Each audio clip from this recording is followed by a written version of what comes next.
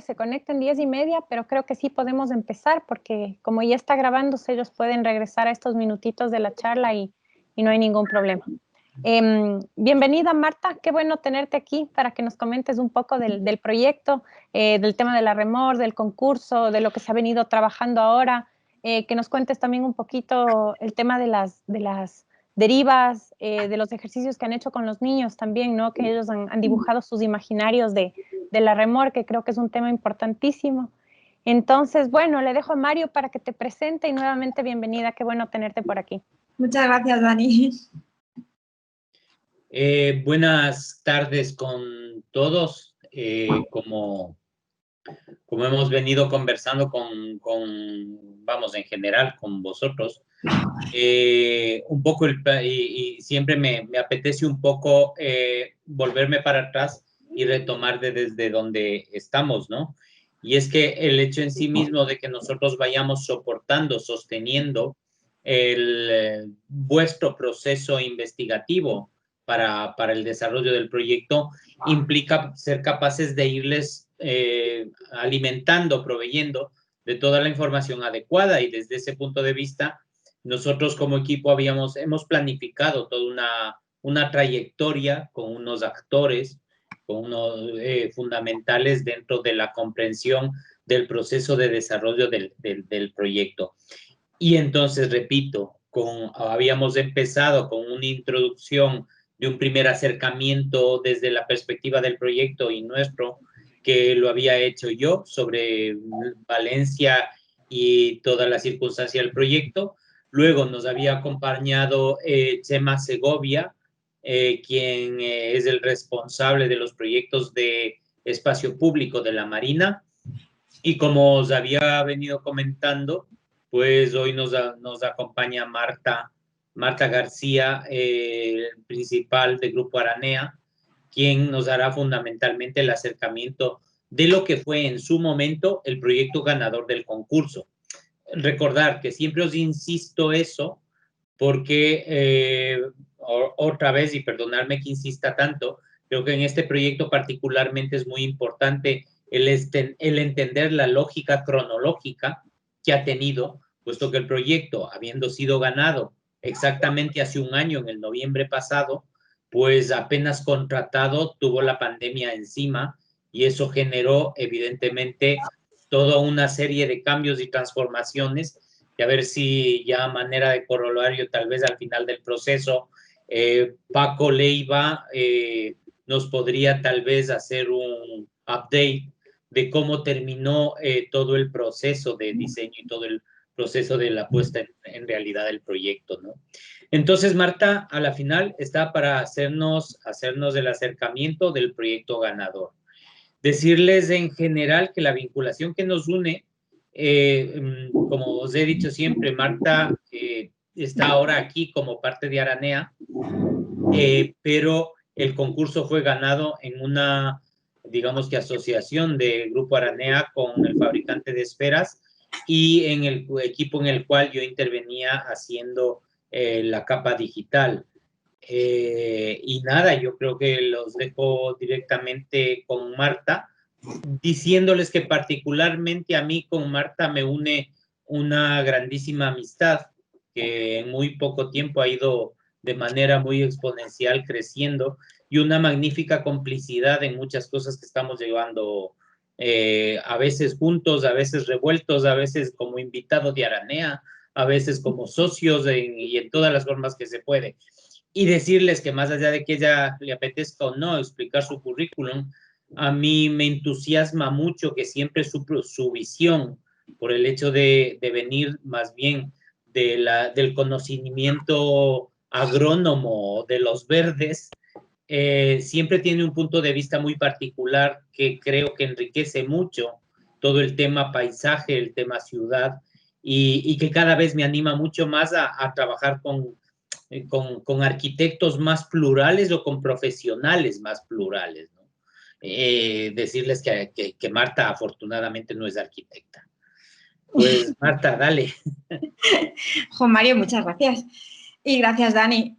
Para darle, necesito que el gestor de capa digital me diga cómo compartir pantalla. Es en más acciones, ¿verdad? No, en la parte superior tienes en la línea de herramientas, tienes junto al abandonar, tienes una flechita, una pantalla con la flechita. No, en el mío no. Como Ay, es un ya Mac. Es que esta gente de los Mac, oye. Da igual, hay una cosa que... Espera, no. Hermes creo que está con... Vale. ¿decía algo? Sí, ya sé, ya lo he visto. Pantalla compartida. Sí, tiene aprobado, Dani. Sí, lo estoy haciendo. Sí está aprobado. Vale. Muy bien. Compartir. Creo que sí. A ver, déjame ver de todas maneras. Perfecto. ¿Se ve? Sí. Pero sí. se ve... No muy bien. ¿Quieres expandirle? A ver. Uy, se ha ido. Nosotros seguimos viendo, yo sigo viendo. ¿Y yo por qué no? Entonces, si yo me voy a mi PowerPoint, ya lo veis directamente, ¿verdad? Creo que sí. A ver, dale. Vale, ¿lo veis? No, ahora te ha salido. Vaya. ¿Y ahora? No. ¿No? Seguimos Bueno, viéndonos todos en el panel. Voy a volver a hacerlo, ¿vale? ¿Y ahora lo veis? Sí, de nuevo lo vemos. Vale, no, lo voy a dejar así porque cuando lo pongo en presentación parece ser que se sale. De acuerdo. Sí, se ve bien. Vale. Bueno, pues nada, eso, muchas gracias Mari, muchas gracias Dani. Y no había estado todavía con vosotros, pero sigo de cerca las clases y la verdad es que estoy entusiasmada de que allí se esté trabajando lo mismo que estamos trabajando aquí. Me parece muy bonito y espero que lo que os cuente hoy pues os sirva un poquito. La verdad es que Chema ya hizo una introducción muy interesante el día anterior. Entonces yo voy a intentar hablar de cosas complementarias y a lo mejor de las mismas, pero desde otro enfoque. Como ha dicho Mario, yo voy a contaros un poco lo que es la propuesta... Ostras, mi gato está a punto de caerse por la ventana. Perdonad. La propuesta original, que como bien ha dicho Mario, no está siendo un poco controvertida en el sentido que el coronavirus nos está haciendo cambiarla día tras día. O sea, no hay 2 días iguales con lo que está ocurriendo aquí y en todo el mundo, ¿no? Pero bueno, voy a intentar contar cuáles eran nuestras intenciones y quizás más adelante contemos cómo se han traducido en la realidad en una coyuntura tan incierta como la que vivimos. Que yo creo que también es bonito, es un ejercicio bonito, porque esto es un inciso que hago. Cuando hicimos el concurso, en las bases hacía muchísimo hincapié en nuestra capacidad para lidiar con situaciones inciertas, con cambios inesperados, y como que hacían una especie de balance así muy, o sea, una especie de lista infinita de qué cosas podían pasar y cómo nosotros íbamos a reaccionar a ellas, ¿no? Porque ellos buscaban un equipo solvente, capaz de no quedarse paralizado cuando las cosas no salían como en un principio estaban previstas. Claro, después de contestar a todas esas cuestiones, a todas esas situaciones inciertas y raras que cambiaban la coyuntura, bueno, nos viene el coronavirus y dices, bueno, madre mía, esto jamás se hubiera imaginado una situación así, pero bueno, aún así yo creo que vamos a salir bastante airosos de la situación. Espero, vamos, y lo vamos a intentar. Bueno, como bien dice Mario, este concurso, una de las bazas era generar un equipo capaz de asumir este reto, un equipo multidisciplinar donde hubieran diferentes enfoques y donde fuéramos capaces de abordar una problemática a priori medio sencilla, que es configuración del espacio público, pero que la abordáramos desde la complejidad que realmente tiene el hacer ciudadano. Nosotros compusimos un equipo donde echamos mano de toda la gente con la que hemos ido trabajando a lo largo de los años. Nosotros llevamos ya 20 años haciendo proyectos, haciendo ciudad, haciendo paisaje, trabajando estrechamente la construcción de tanto arquitectura como paisaje desde la participación ciudadana. Entonces, hemos ido conociendo a profesionales con los que hemos tenido mucho feeling, ¿no? Entonces, bueno, Mario es uno de ellos, que vamos, ya no lo soltamos porque realmente la complicidad, como ha dicho él, es muy alta y da gusto trabajar y las cosas salen de manera fluida. Y bueno, aquí veis un poco la composición que hicimos, no sé si se ve bien, porque es que yo como no veo lo que veis, pero bueno, se ve pequeñito el perfil. ¿Lo he quitado? ¿O se sigue viendo? Se sigue bien. Sí, se sigue viendo. Vale. Bueno, estoy dando esta charla con 2 niños que me están molestando. Si hago cosas raras, no os preocupéis porque... Bueno, un niño, porque mi hija se está portando muy bien. Pido disculpas, pero claro, al final la conciliación es lo que tiene.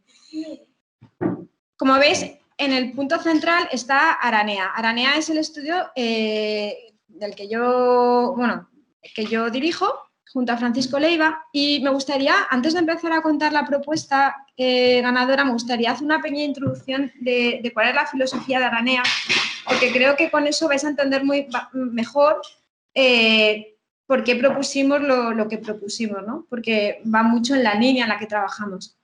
Bueno, Grupo Aranea es un estudio, un equipo multidisciplinar que se crea en el año 98 y lo creamos Francisco Leiva, que es arquitecto, y yo, que soy ingeniera agrónoma. De partida ya, la combinación de arquitectura con agronomía nos lleva claramente hacia una atracción fatal hacia todos los temas de paisaje, medio ambiente, fusionados fuertemente con la arquitectura. Pusimos el nombre de Aranea porque desde un principio nos parecía muy atractivo y muy interesante trabajar como si fuéramos una red. O sea, no nos parecía que teníamos que crear un grupo estático de 2 personas, sino que era mucho más enriquecedor y más útil a la hora de afrontar proyectos complejos, generar una red de diferentes profesionales, de diferentes disciplinas.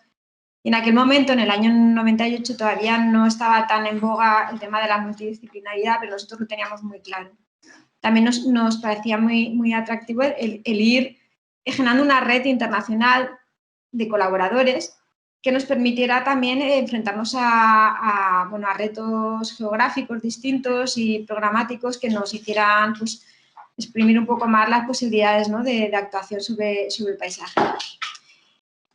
Dicho lo cual, bueno, aquí está un poco la presentación de quién soy yo y quién es Francisco, pero que al final somos como un poco las cabezas visibles, pero bueno, Grupo Aranea siempre está formado por biólogos, sociólogos, artistas, es una infraestructura flexible, móvil, que se va adaptando a las diferentes situaciones.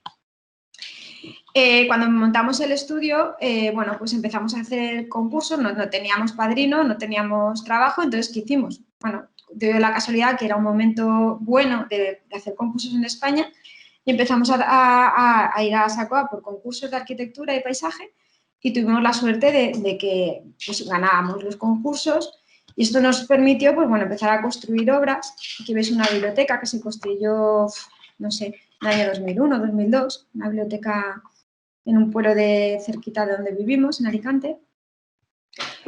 Este es otro concurso que ganamos en el año 2002 y lo pongo porque también este es importante a la hora de entender un poco todo lo que hemos hecho después de este concurso. Esto es un centro de talasoterapia en Gijón.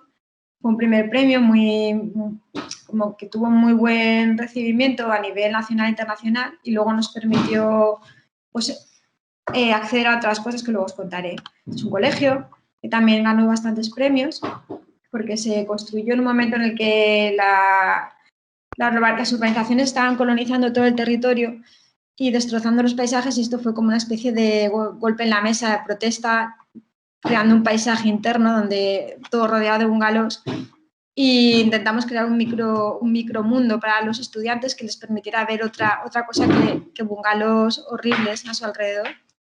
También ganamos estos premios y bueno, lo que os decía antes, tuvimos la suerte que en el año 2006, después de todos estos proyectos, el MoMA de Nueva York puso su foco en España.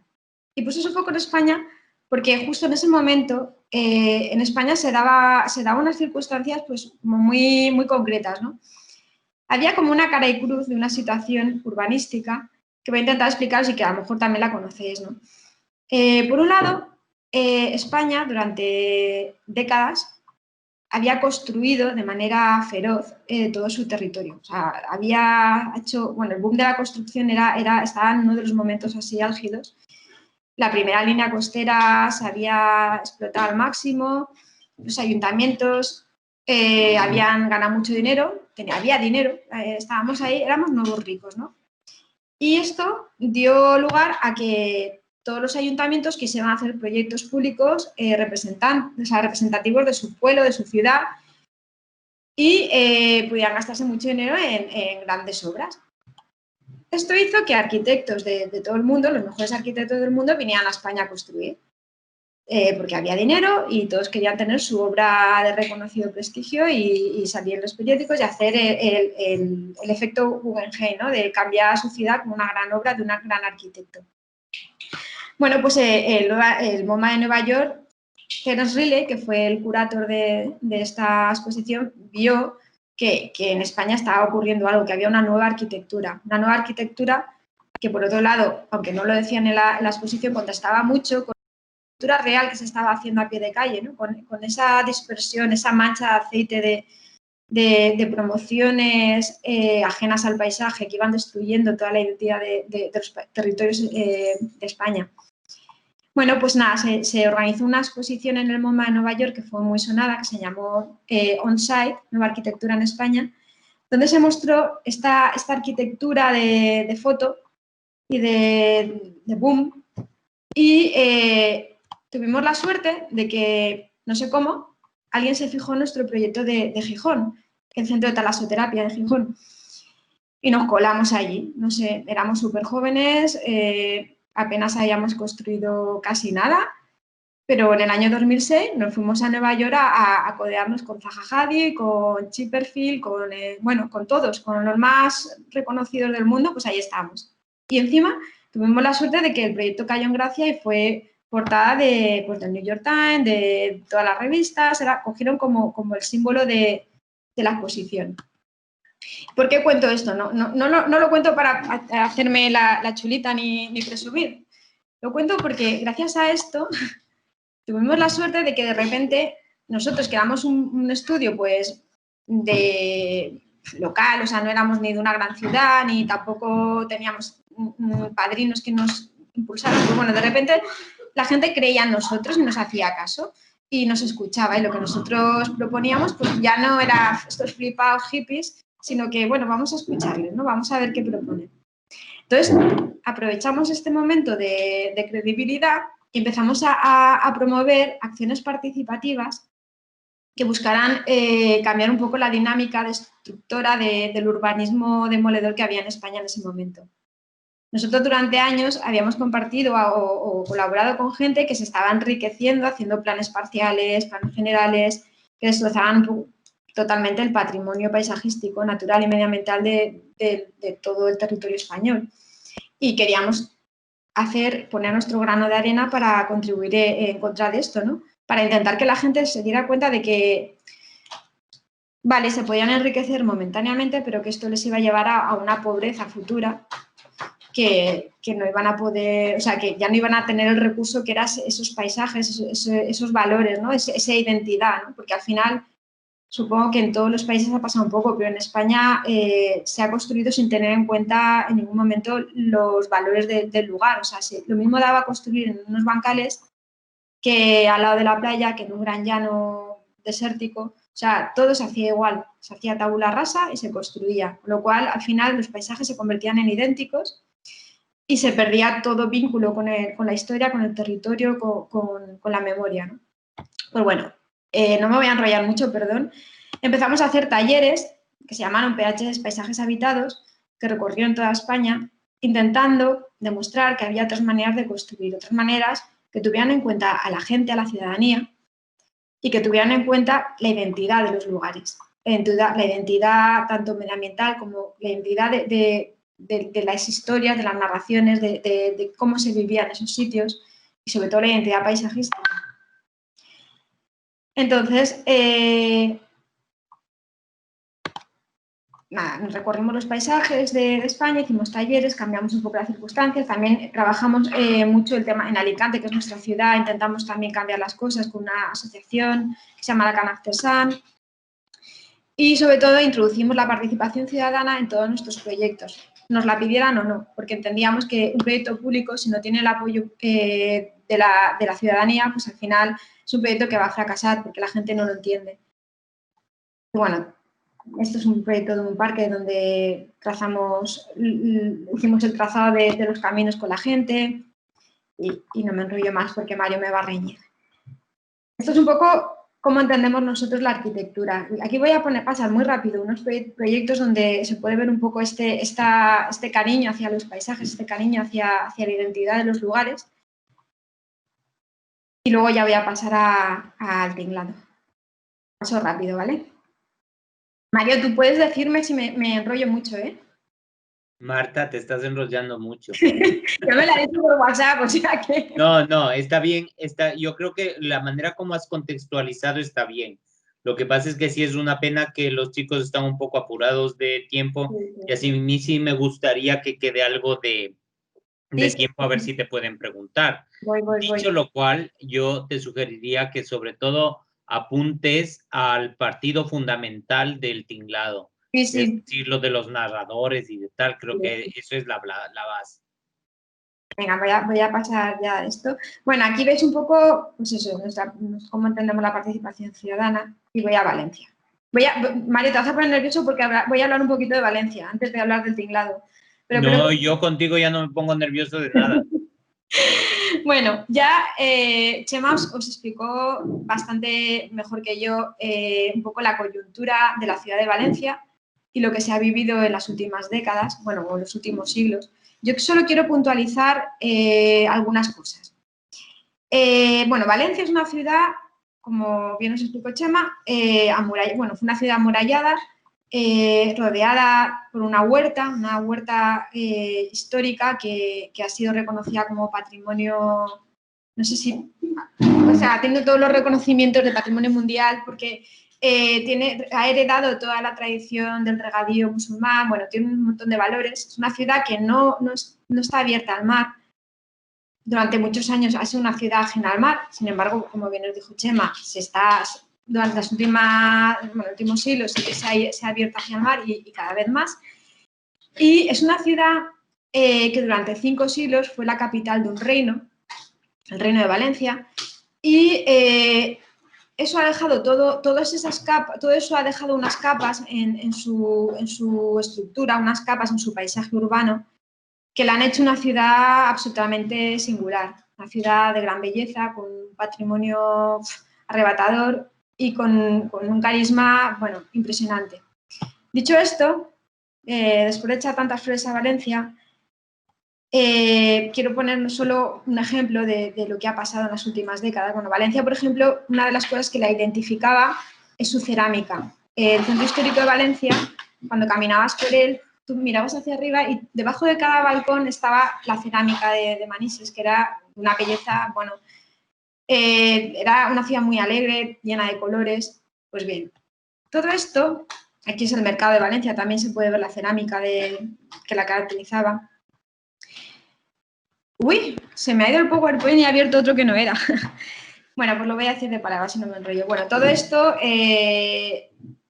por desgracia, se vio totalmente abandonado durante décadas por la necedad de los políticos que veían mucho más rentable generar una Valencia nueva, una Valencia de grandes proyectos, que ya os lo enseñaron en la anterior charla, una Valencia moderna, donde realmente el patrimonio que había heredado pues no lo pusieron en valor, ¿no? Dejaron caer la cerámica.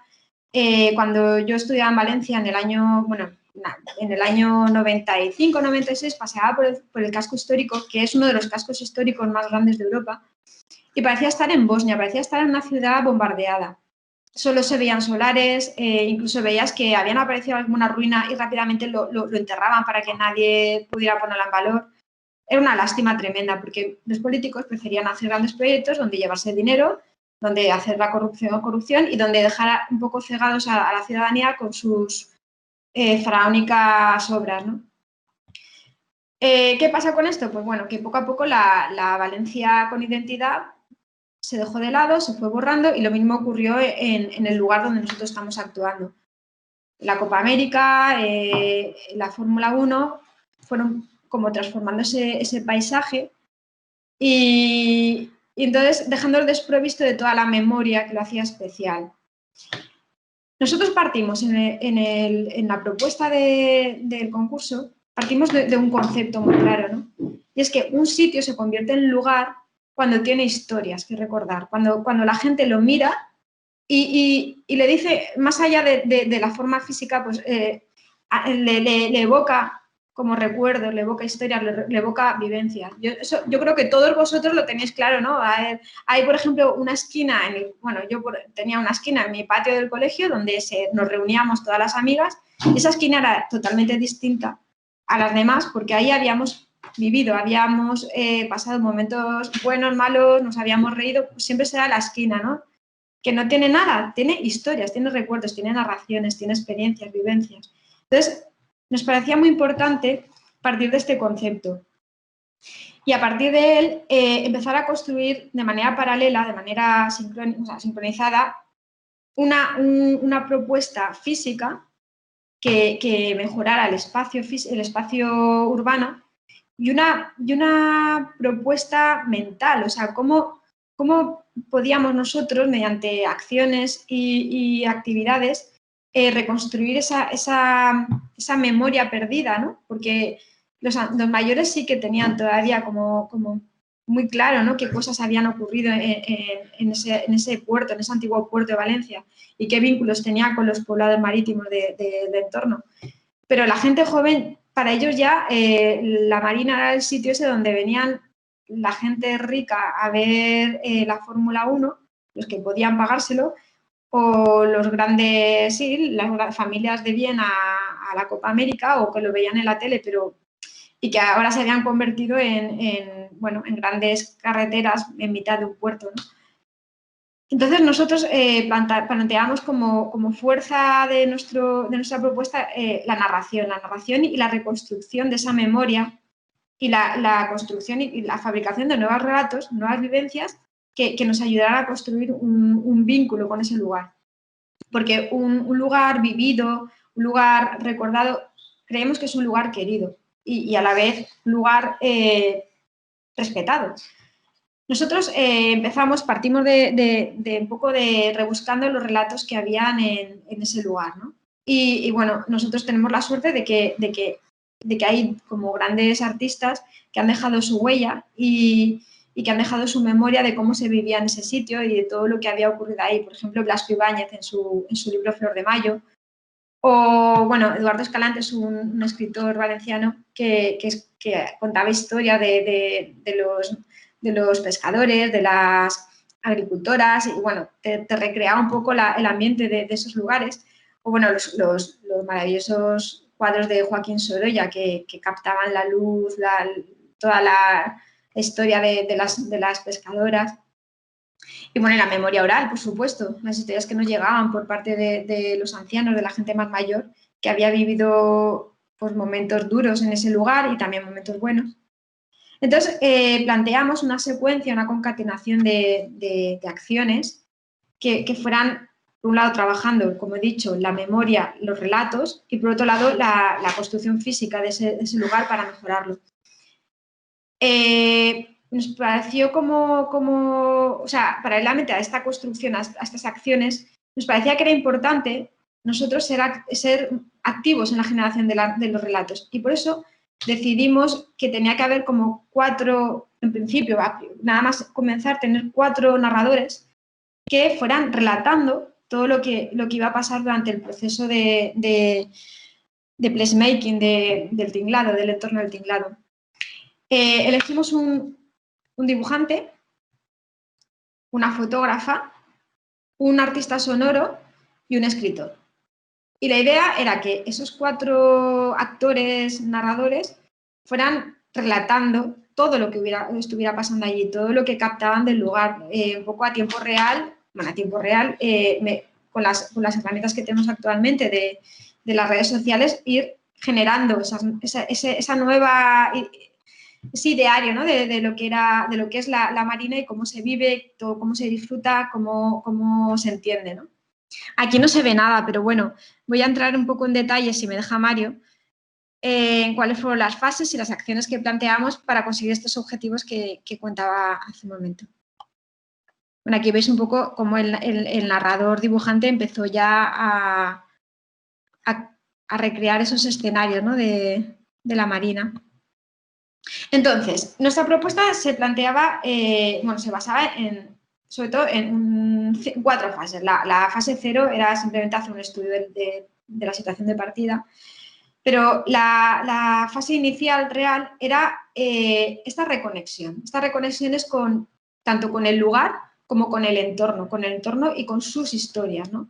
Era hacer acciones que nos ayudaran a conocer de partida qué cosas habían pasado, más allá de lo reciente, que nos había cegado un poco, ¿no? Que tampoco lo negamos, ¿no? Y no creo que hay gente decir esto lo vamos a obviar, ¿no? Porque al final todo deja huella, todo crea vivencias y habrá gente que realmente tenga un vínculo de afecto con la Marina de Valencia gracias a la Fórmula 1, por ejemplo, o a la Copa América. Y eso no tenemos que despreciarlo como algo malo, ¿no? Está ahí y ha pasado y tenemos que aprender de los errores, pero también aprovechar lo bueno que nos deja. Entonces, esta sería la primera fase, cómo reconectar con esa memoria de la gente, con esas historias. Una segunda fase, luego ya voy a entrar en cada fase. Me llama alguien. Nada. Una segunda fase era construcción conjunta de objetivos y primeras materializaciones. Una de las cosas que pretendíamos era no hacer un proceso participativo reglado, donde hubiera acciones como muy cerradas, muy regladas, que a la gente como que le diera un poquito de... Al final, cuando pones a la gente, mira, ahora tienes que dibujarme esto, tal, les das como instrucciones muy claras, se sienten como conejillos de indias, o al menos esta es nuestra experiencia, ¿no? Entonces nosotros siempre en nuestros procesos optamos más por algo un poco más flexible, artístico, relajado, que de manera un poco así como que no te lo esperas, te va envolviendo y al final acabas involucrado en el proceso participativo y acabas entusiasmado y vinculado, ¿no? Y esa era un poco la idea. Entonces, siempre aprovechando un poco la herramienta que mejor se nos da, que es el dibujo, pues planteamos una serie de acciones que iban intentando pasar por las distintas fases que necesitamos a la hora de proponer el proyecto. Análisis, tormenta de ideas, propuestas iniciales, concreción de una idea más cerrada y finalmente actuar sobre el lugar para que luego la gente lo usara y lo testara. Me he adelantado. Bueno, esto es la fase 3. La fase 3 es una vez hemos ya analizado con la gente y hecho unas primeras propuestas, planteamos una apropiación del lugar. O sea, es decir, una intervención inicial, ligera, que nos permitiera empezar a testar si realmente lo que nos habíamos imaginado con los ciudadanos en un principio realmente funcionaba, ¿no? Entonces, en base a los resultados, volver a replantear el proyecto y finalmente ya con todos los datos y toda la información recogida del proceso participativo desarrollaríamos el proyecto final de ejecución, que es la fase 4 y finalmente haríamos la obra. Aquí es un poco un esquema que hicimos de cómo todo esto que es así como muy secuencial realmente no lo es, porque al final interactúan unas fases con otras, pero siempre intentamos que estas acciones que planteábamos tuvieran la capacidad de ser autónomas, de ser independientes, aunque se retroalimentaran y enriquecieran a la siguiente, por sí mismas también valían, porque precisamente una de las cosas que queríamos y que nos exigían es la flexibilidad tan necesaria en estos tiempos, que si no podíamos hacer una o la teníamos que cambiar, no se invalidaran el resto. Y eso es lo que planteábamos. No voy a entrar en detalle ahora mismo en este esquema porque no sé ni siquiera si lo veis, así que voy a contar un poco las acciones de manera... ¿Vamos bien, Mario? ¿Mario, te has ido? ¿Se ha ido? No, sí estoy. A ver, yo tengo las 5:03 nuestras, nos quedarían 7 minutos. ¿7 minutos? Pues dale un poquito y abrimos a ver si hay alguna pregunta. Venga, vale. Vale, pues planteamos en la fase 1 de reconexiones, planteamos tres acciones. Una primera acción, que la llamamos Dibujamos la memoria con los escolares, en la que lo que hicimos es convertir a los escolares en captadores de historias de sus familiares o gente cercana a ellos, mayores, que tuvieran relatos del lugar, tanto del puerto de Valencia, el antiguo puerto, como de los poblados marítimos. Entonces, fuimos a los colegios, les presentamos el proyecto, les explicamos de manera didáctica un poco por qué era importante el tema del espacio público y que ellos tenían mucho que decir en él. Bueno, fue muy bonito, la verdad es que los niños siempre son súper agradecidos. Y después de hacer una acción con ellos donde dibujaban sus historias, sus vivencias en el puerto, les mandábamos un deber, que era preguntar a sus abuelos o a sus familiares mayores o a la gente que conocieran, que les contaran historias que habían vivido, relatos de vivencias en el antiguo puerto de Valencia o en los poblados marítimos, y nos lo devolvían en forma de dibujo o de audio. La segunda acción fue un poco similar, pero con adolescentes. Los mandamos a los adolescentes, los convertimos en youtuber, en reporteros, y los lanzamos por los poblados marítimos a registrar historias también de las personas de los que se encontraban, de la gente. Fueron al mercado, pasearon por las plazas y fueron entrevistando a gente que fue contando un poco su vínculo con el antiguo puerto de Valencia y sus vivencias antiguas, de por qué les gustaba. Bueno, la verdad es que tenemos un montón de material súper bonito e interesante. La tercera acción de Reconexiones la hicimos hace cosa de un mes y fundamentalmente fue pasear por Valencia desde 5 puntos distintos del entorno del Tinglado, donde elegimos un vecino o un representante de alguna asociación que tuviera vínculo con esa zona, y esa persona fue comentando pues un poco la coyuntura del barrio, la problemática, las virtudes, los potenciales y sobre todo, al llegar a la Marina, qué problemas tenían a la hora de acceder a la Marina, por qué iban, por qué no iban, cuáles eran los problemas de accesibilidad. Esto fue también muy enriquecedor, porque la verdad es que la gente colaboró un montón y como no puedo contaros mucho, no voy a extenderme porque voy a contarla así. Yo creo que habría que hacer otra charla contando los resultados, pero bueno, si Mario y Dani les parece bien. Bueno, aquí voy a poner fotos, estos son las imágenes de cosas que hacemos con niños, pero son referencias, no a las primeras materializaciones. La fase 2 ya se abría al público en general. La primera fase era como más privada, donde nosotros recopilábamos esa información de gente muy concreta, escolares, estudiantes, asociaciones. En la fase 2 lo que hacíamos era abrir el proceso a la gente, hacíamos una gran presentación pública donde se solapaban 3 acciones, que lo que hacían era captar un poco el interés de la gente y empezar a intentar que se vincularan al proceso. En el evento de presentación lo que hacíamos era, por un lado, invitar a gente que nos contaran experiencia en otros lugares y que abría la mente, contábamos nosotros el proceso y hacíamos una acción como imán, que lo que pretendía era vincular una acción participativa donde se dibujaba con comida un poco el paisaje de la Marina. Con esta acción lo que pretendíamos era vincularnos a un sector muy importante en la Marina de Valencia actualmente, que es la gastronomía.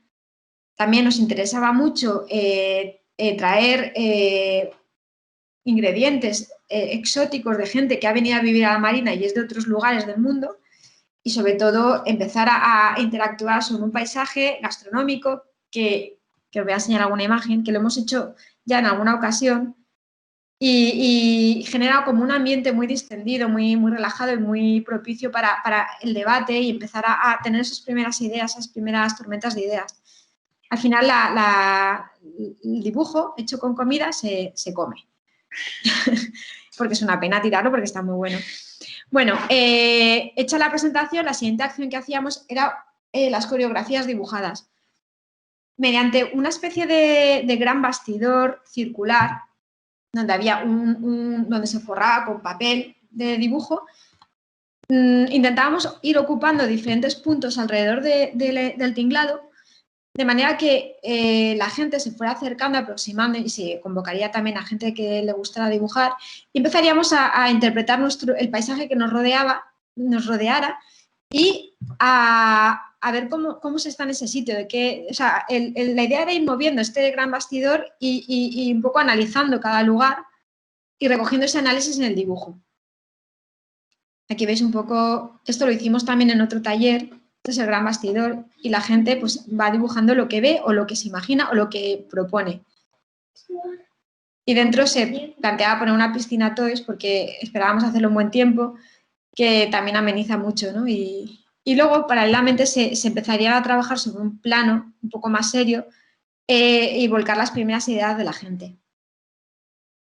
La siguiente acción ya era una materialización del espacio, que se haría con la gente, un poco que se había vinculado a las acciones anteriores. Que hay ejemplos de otros lugares, porque la materialización, por desgracia, no la hemos hecho tampoco en la Marina todavía. Luego, una vez hecho este trabajo un poco artístico, no reglado, donde realmente no sabes si estás haciendo algo que sirve para algo, pero sí, donde están muy claros los objetivos. Nosotros en cada acción tenemos muy claro que lo que queremos es que la gente hable, debata, reflexione, ¿no? Y vamos recogiendo todas esas reflexiones y debates. Pues bueno, ya la siguiente acción es ya como mucho más dirigida al proyecto, porque lo que necesitamos es evaluar las diferentes variables que tiene un proyecto de espacio público y para ello con la gente no es fácil porque al final cuando piensas en qué cosas tú mides a la hora de plantear una propuesta son muchísimas variables y cada variable que tú elijas te va a limitar un poco las demás variables que puedes elegir. Entonces, planteamos una cosa como muy tonta, que era simplemente con un juego de cartas que nosotros diseñábamos, donde hubiera como grupos de decisiones, a tomar y cómo esas decisiones influían en otras. Aquí veis, por ejemplo, un poco las decisiones que estábamos, o sea, las variables que manejamos a la hora de hacer un proyecto, pues desde la movilidad. Tenemos que ir cerrando. Ay, qué rollo tengo. Bueno, pues nada, esto era un juego. Luego, las conclusiones de ese juego se llevarían a cabo, o sea, se materializarían con un taller universitario y de ese taller ya se definiría, o sea, las conclusiones es como que ya se filtraría un poco qué ha valido, qué no, y sería el proyecto de ejecución y la dirección de obra. Ya está, Mario. ¿Qué te parece? Dale, creo que puedes ir saliendo de la presentación. Dani, no sé si hay tiempo para ver si hay alguna pregunta. ¿Tú quieres comentar algo? Preferiría ver si es que alguno de los chicos tiene alguna pregunta de lo que ha presentado Marta. Conéctame el ordenador que me quedo sin batería. ¿No?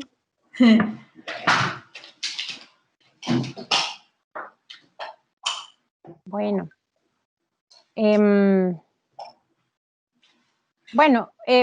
Primero agradecerte, Marta, por tu tiempo, por hacernos esta presentación, por ponernos un poquito en el contexto y darnos un poco una idea del proceso que se ha llevado para la construcción del proyecto en la Remor. Me parece bien interesante todos estos temas que topas de cómo se ha considerado siempre a la planificación, al diseño y a la gestión casi participativa que está siempre siendo tomada en cuenta, ¿no? Entonces, creo que esto nos abre también un poquito no sé, de posibilidades para cuestionarnos algunas cosas, para hacernos algunas preguntas, bueno, ojalá tengamos una nueva oportunidad de encontrarnos por aquí para que nos muestres un poco los resultados y eso nos sirva también a nosotros como material para poder hacer una propuesta desde la Facultad de Arquitectura, ¿no? Entonces eso, Marta, muchas gracias. Nada, gracias a ti, a vosotros. Y ánimo. Hola, buenos días o buenas tardes. Bueno, como recordáis, en la última sesión, de alguna manera, por los tiempos nos pillaron y luego revisando la grabación, la verdad es que con Marta y con el equipo nos habíamos quedado un poquito descontentos digamos que que la información quedase incompleta. Un poco eso de ir con prisas y tal. Así que nos pareció conveniente el hacer un adendum, que luego a posterior lo editaremos y lo pegaremos junto con la primera parte ya hecha, para que de esta manera Marta, sobre todo ahora, pueda complementar lo que creemos que es indispensable respecto a este tema, que era en sí mismo la propuesta ganadora, ¿no? Pues nada, sin más, te doy paso, Marta, a que vayamos completando. Muchas gracias, Mario. Voy a compartir la presentación. Yo te aviso. Vale, dale a... Vale. Perfecto. Bueno, hola a todos otra vez. Gracias, Mario, por la presentación otra vez. Y a ver, el día anterior nos quedamos así, enumeré un poco por encima las acciones que habíamos planificado en el concurso, pero no fue como muy precipitada y no os expliqué con demasiado detalle. Entonces lo que nos gustaría ahora sería contaros cuáles son las que hemos hecho hasta el momento, cómo se han desarrollado un poquito y finalmente qué conclusiones nos han servido a la hora de abordar el proyecto. Empezaré por la acción número 1, que es la acción en los coles, en la que, como os dije el otro día, lo que pretendíamos era rescatar a través de los niños los relatos que les llegaban de sus mayores, de las personas mayores de su entorno. Para ello, seleccionamos unos colegios de los poblats marítimos, de los barrios de alrededor. Sobre todo intentamos llegar a los colegios de más solera, como de más historia. Entonces encontramos algunos que llevaban en los poblados marítimos pues desde toda la historia de, ciento y pico años, con gente que ha estado ahí, que realmente ha construido historia porque han vivido junto a los pescadores y han compartido sus problemáticas. Y bueno, y en estos colegios diseñamos una actividad que la primera acción era abrir un poco la mente de los niños, que ya está muy abierta de por sí, pero intentar hacerlos reflexionar sobre el espacio público. De la misma manera que cuando se hace una casa el cliente tiene mucho que decir, intentábamos transmitir a los niños que ellos también tienen mucho que decir a la hora de diseñar un espacio público, porque son los que al final van a usarlo, son uno de los principales usuarios de este espacio. Entonces, bueno, les invitamos a imaginar, les invitamos a soñar, les invitamos a trasladarnos cuáles son los espacios públicos que más les gustan y que hacen en ellos. Y después de debatir con ellos durante un buen rato, se les pasaba una encuesta, una hojita que tenían que rellenar, que nos daba esa información que nosotros necesitábamos, ¿no? Que es que nos contaran esa vivencia, esas vivencias que les genera un vínculo con la Marina de Valencia. Nos sorprendió bastante que muchos de ellos tenían familiares que habían sido pescadores y para ellos la Marina no existía, era el puerto de toda la vida, ¿no? Después de esto les lanzamos a dibujar en las diferentes clases y empezaron a dibujar esos lugares que ellos habían usado y esos lugares que ellos habían imaginado. Y recogemos la información, tenemos un montón de dibujos de los niños, un montón de propuestas y les dimos una misión que hacer, una misión que era para nosotros muy importante, que era convertirse en lo que os he dicho antes, en reporteros, en captadores de historias de las personas mayores que les rodeaban, que nos contaran esas personas a través de los niños qué cosas habían vivido en el antiguo puerto de Valencia y en los poblados marítimos que les habían marcado. Esto conseguimos algunas historias muy interesantes, pero no muchas porque, como sabéis, vino la pandemia del coronavirus y las clases se acabaron, se cerraron, se convirtieron online y fue muy difícil recuperar el material que los niños generaron. Incluso fue difícil que los niños generaran mucho material porque al final fue un poco caos.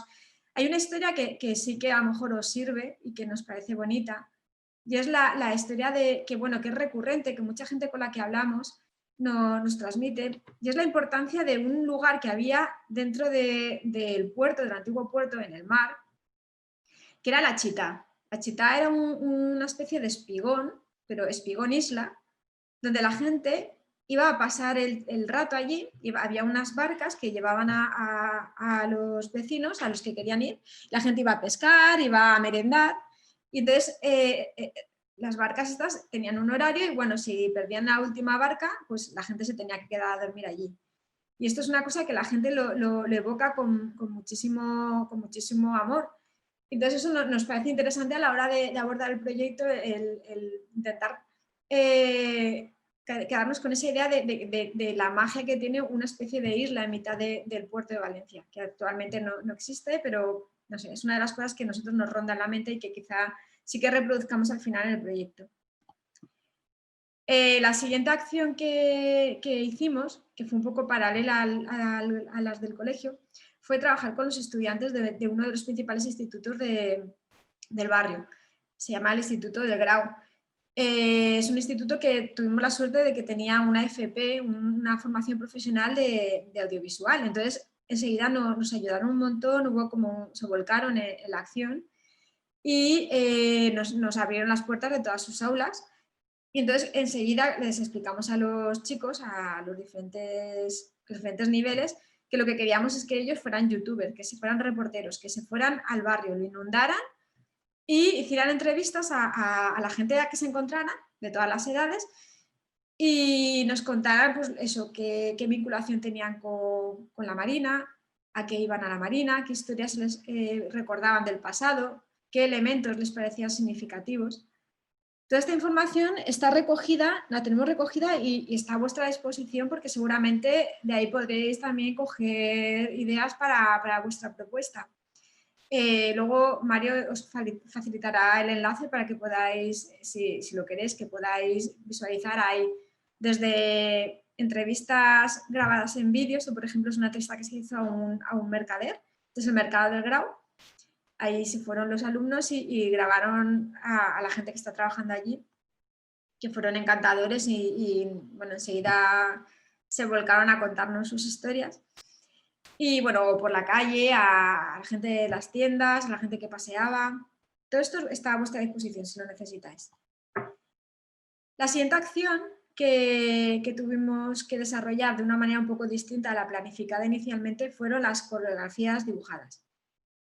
El otro día os conté que la coreografía dibujada eran unas acciones que nosotros hacíamos en el entorno del tinglado, donde poníamos un gran bastidor circular, la gente dibujaba y trataba de captar la esencia del lugar, la vivía y mostraba un poco lo que ellos imaginaban de ese lugar, ¿no?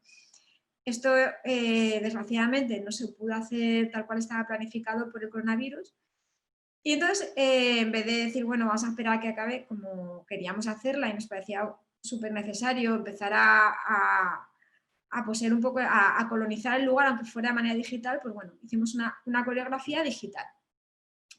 En este caso, lo que hicimos fue invitar a dibujantes que conocían el lugar y hicimos, en vez de dibujar sobre un gran bastidor, lo que hicimos fue que cada uno se grababa en su lugar de trabajo, bueno, en su casa, porque estábamos todos confinados. Cada sesión tenía 4 dibujantes y el vínculo con el lugar, aparte del vínculo mental que ellos tenían, porque todos conocían el entorno del tinglado y la Marina de Valencia, lo conseguimos mediante unas reproducciones sonoras, unas coreografías sonoras que había generado el artista de sonido Edu Comelles. Había 4 composiciones musicales y una quinta que nos servía a la hora de, primero dibujaba cada uno con esos sonidos del viento, del mar, bueno, eso también lo podéis ver en el vídeo que está colgado en la web de la Remor. Y finalmente, después de que cada uno dibujara 10 minutos, creo que eran 10 minutos, 15, no recuerdo, 12, con su banda sonora, con su música evocadora, al final se juntaban los 4 y hacían una coreografía de los 4 dibujando sobre el mismo, con la misma composición musical. Por ejemplo, Hugo Barros Costa, que os recomiendo que entréis en su Instagram, bueno, todos los que invitamos, la verdad es que son unos maravillosos dibujantes, pues dibujaba con la composición El viento. Entonces fue dibujando, como veis aquí, pues el tinglado, con las referencias musicales. Esta es otra, que veis un poco cuando se juntaban, la segunda coreografía que hicimos, que fue todo de dibujantas. No sé si se dice dibujantas, sí, ¿no? De chicas dibujantes. Y bueno, también os invito a empaparos un poco de esas sensaciones, de esa percepción, de esa música en la página web de la Remor, porque ahí podéis ver la totalidad de las 2 coreografías que hicimos. Por último, la acción que hemos hecho más recientemente son las derivas, los paseos. También están recogidos en la web y podéis visitarlos. Aquí se trataba sobre todo de tener un contacto muy directo y sencillo con las asociaciones vecinales y vecinos de los barrios de alrededor de la Marina. Seleccionamos 5 puntos estratégicos como inicio del recorrido y caminando con una persona seleccionada como guía, que era una persona del barrio que conocía muy bien la problemática, la potencialidad de cada sitio, pues íbamos paseando y escuchando un poco las reflexiones de cada lugar hasta llegar al tinglado. Es que aquí fue la cantidad de información que nos dieron los vecinos fue brutal, o sea, se han rellenado hojas y hojas de datos y de reflexiones interesantes, de un poco de peticiones, de demandas, de qué ellos consideran que falla, qué es lo que consideran que hace especial sus barrios y su vínculo con la Marina. Bueno, la verdad es que esta información a nosotros también nos ha valido mucho y quizá, bueno, nosotros como ya llevamos bastante tiempo trabajando en el lugar, nos ha servido para afianzar intuiciones que teníamos y quizá desechar otras que no estaban tan claras, ¿no? Como os digo, todas estas acciones se han reflejado tanto en el Instagram de la Remor como en la web y en Facebook. Está a vuestra disposición. También está a vuestra disposición los vídeos y todo el material, el reportaje fotográfico. ¿Mario? Sí, una cosa, Marta, y es que como está publicada ya en la web, yo les he compartido hace unos días, compartí el mapeo de los paseos, en los que está, digamos, el mapa, está la ruta que se hizo, y si pinchas en la ruta, te sale un enlace que te lleva al Flickr, en donde están las imágenes completas de todo el paseo. A mí me parece que una experiencia muy fascinante puede ser el compaginar ese paseo con el Google Street View, de tal modo que puedas ir un poco viendo distintas instancias del caminado y claro, evidentemente muchas cosas que de alguna manera bueno, que tú ya las estás diciendo, el material que la gente iba contando y de tal, pero otras cosas que las imágenes van dejando ver, o sea, la imagen no es la foto bonita y tal, son de análisis, ¿no? De análisis, de ver dónde la gente se detenía, el estado y las circunstancias de cada punto, lo que te deja ver. Es impresionante, por ejemplo, las partes en las que se encuentran los restos de la Fórmula 1. Eso, o sea, tiene unas dimensiones que son descomunales y que solo viéndolo ahí tienes igualmente en la del barco, es impresionante cómo se va viendo, digamos que toda bueno, de eso también buscando sí que hay vídeos que te permiten ver la marina, digamos a lo panorámico, ir viendo el paisaje con el que llegas, ¿no? Entonces, más nada, era solo una pequeña acotación de eso. Muy bien. Bueno, nada, con esta acción, de momento, es la última que hicimos y como nos gustaría pues, daros un poquito un impulso a vuestros proyectos, sin tampoco coaccionar mucho, mostrando cosas muy definitivas, yo simplemente he querido traer aquí unas pequeñas conclusiones que quizás os sirvan, quizás no, ya veremos. De todas formas, como os ha dicho Mario, estamos a vuestra disposición para cualquier consulta, duda o aclaración. Una de las cosas que tenemos muy clara desde el principio y que se ha afianzado muchísimo más durante todo el proceso participativo es la necesidad de que la Marina se convierta en un elemento más de la infraestructura verde. Valencia es una ciudad muy verde, tiene el río Turia que la atraviesa, está rodeado por la huerta Luego hay un montón de jardines y hay un montón de proyectos que pretenden incrementar el espacio verde de la ciudad. Entonces, la marina aparece como una oportunidad para convertirse en una pieza más de esa gran infraestructura verde. Entonces, para nosotros, el incrementar la superficie vegetal de la marina nos parece como indispensable, ¿no? Entonces, aquí veis una recreación un poco de esa nueva marina verde, donde los árboles van colonizando un poco el lugar donde ahora hay coches.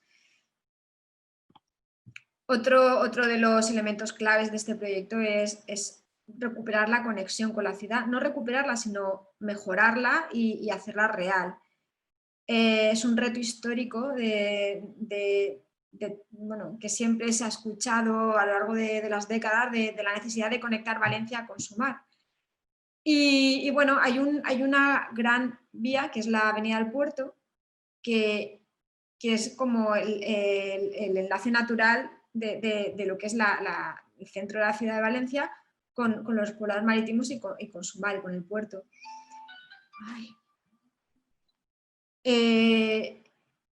Bueno, otra cosa que es también fundamental y que es un poco el motor de nuestro trabajo es reconectar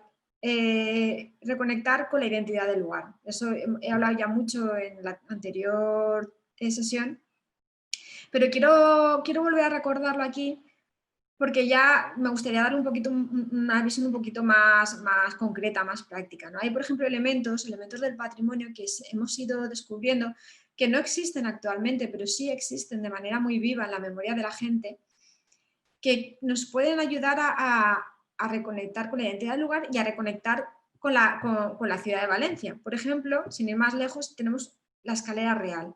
No sé si os han comentado a alguien estos días qué es la Escalera Real, pero bueno, aquí podéis ver que la Escalera Real se encuentra justo en la perspectiva de la Avenida del Puerto. Esto antes era un lugar muy querido, donde la gente venía, se sentaba, miraba al mar, pero la Escalera Real desapareció y quedó enterrada hace no tanto tiempo, en la memoria de los más mayores sigue presente. Y para nosotros nos parece muy bonito, como gesto de recuperación de ese vínculo con el patrimonio y de no enterrar las cosas que fueron importantes, el recuperar esa Escalera Real de alguna manera. Este deseo, aquí podéis ver el tinglado y la Escalera Real. Ese deseo de recuperar la Escalera Real no es solo nuestro, parece ser que el ayuntamiento pues también se lo ha planteado en diferentes ocasiones, lo que pasa es que no es sencillo, porque, claro, al final te encuentras con la realidad de las infraestructuras urbanas, parece ser que por ahí van todos los registros de la ciudad, pero bueno, nosotros pensamos que quizás, ves, aquí es una cata donde se ve el nivel real donde se encuentra la Escalera Real.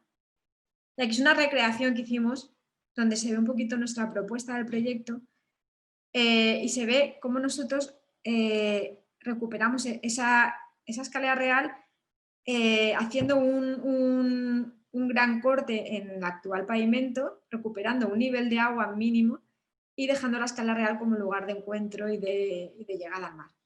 Y como veis, aquí está la Avenida del Puerto, que justo la visual llega a este lugar, que sería la gran puerta de conexión con la ciudad de Valencia. Otra de las cosas que nos ha quedado muy claro después de vivir durante tantos meses allí el tinglado, pasearlo, hablar con la gente, es que la escala del tinglado, la escala de la marina, perdón, es una escala que no es doméstica, no es usable, no es agradable para la gente, ¿no? Cuando estás ahí te sientes desprotegido. Entonces necesitamos incorporar elementos que hagan esa escala más usable, más amable, ¿no? Entonces, una de las cosas que nosotros vemos imprescindibles es la introducción del verde y del agua, además de otras muchas, claro, pero bueno, sobre todo el verde y el agua nos va a permitir generar un elevado confort, una mejora del confort ambiental. Entonces, nuestra propuesta tira hacia lo verde desde el primer momento, o sea, y cada vez está más claro, porque los vecinos todos nos han pedido que necesitan más vegetación, que quieren que haya sombra en verano, que quieren sentir el contacto con la naturaleza. Entonces, bueno, nuestra propuesta tiende mucho a generar ese cinturón verde, esa marina más naturalizada, ¿no? Y más agradable para sus usuarios. Y no voy a contar nada más porque creo que al final sois vosotros los que tenéis que proponer y aquí estamos para lo que necesitéis. Mario, no sé si te has ido o estás ahí.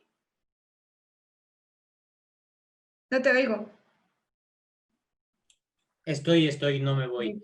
Lo que pasa es que apagué la cámara por recursos, porque vi que el ancho de banda estaba fluctuando un poco.